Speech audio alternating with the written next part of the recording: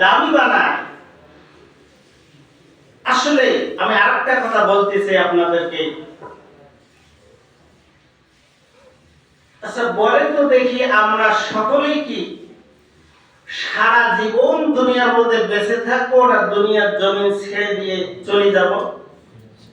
অবশ্যই আমাদের দুনিয়ার জমিন ছেড়ে চলে যেতে হবে, এটাই বাস্তব, এটাই সত্য। তাহলে যদি আমরা চলেই যাই,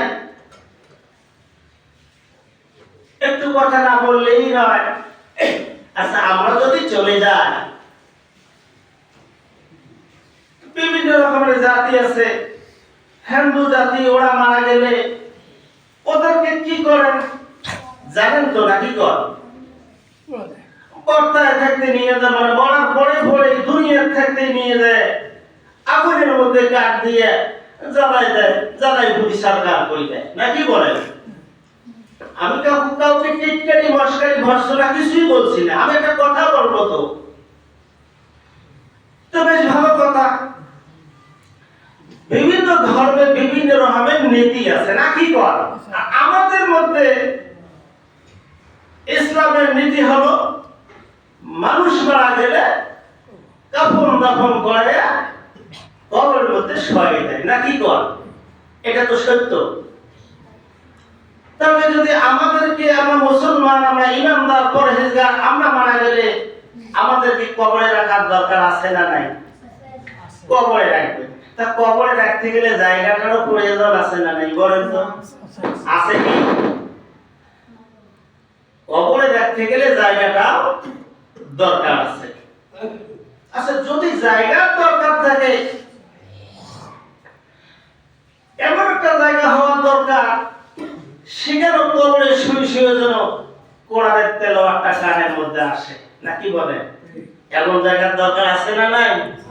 এরকমই তো জায়গার দরকার।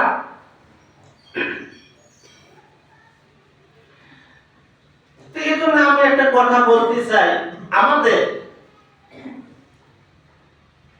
এই কাশীপুর জামে মসজিদের পাশাপাশি একটা কবরস্থান হোক, এটা আপনারা চান না চান বলেন তো দেখি?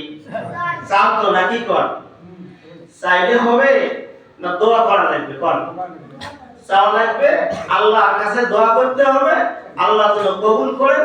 এখানে একটা প্রতিষ্ঠান, একটা জামে মসজিদ রয়েছে, তার সঙ্গে একটা দাখিল মাদ্রাসা, আবার দেখা যাচ্ছে এখানে একটা নুরানি হাফিজিয়া মাদ্রাসা, এতিমখানা রয়েছে। তো এই জায়গার মধ্যে আমি মনে করি এই জায়গা আর একটা যদি কবরস্থান হয়ে যায়, তাহলে এরা সোনায় সোহাগা, নাকি বলে? একসঙ্গে থাকার ইচ্ছে আছে না? একসঙ্গে থাকলে এখানে মসজিদ আছে, মানুষ আসবে, নামাজ পড়বে, নামাজ পড়তে আসে, কবর দেখার সঙ্গে সঙ্গে আসসালামু আলাইকুম ইহলাল কবুর, এই দোয়াটুকু অবশ্যই পাঠ করবে কবর দেখার সঙ্গে সঙ্গে। যারা মুমিন, যারা মুত্তাকি, যারা পরহেজগার নামাজি, এরাই তো দোয়া করে, এরা দেখলে সালাম দেয়, এরা মসজিদ ঢুকলে দোয়া পড়ে, মসজিদ থেকে বের হলে দোয়া পড়ে, এরা পায়খানা ঢুকলে দোয়া পড়ে, পায়খানা থেকে বের হলে দোয়া পড়ে, প্রস্রাবখানে গিয়ে দোয়া করে, প্রস্রাবখানা থেকে আসলে দোয়া করে, এই যেখানে যায় দোয়া পড়ে। সব জায়গায় দোয়া আছে না নাই?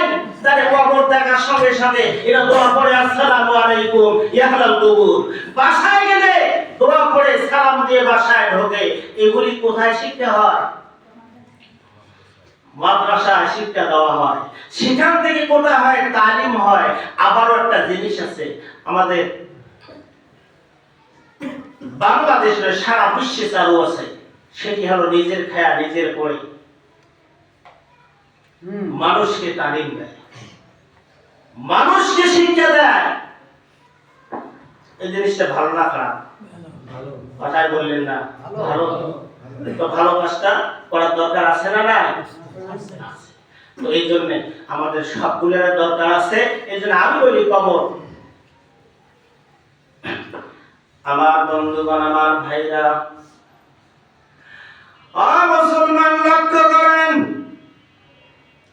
হঠাৎ করে বাইকিং আসে, কানে আওয়াজ শোনা যায়,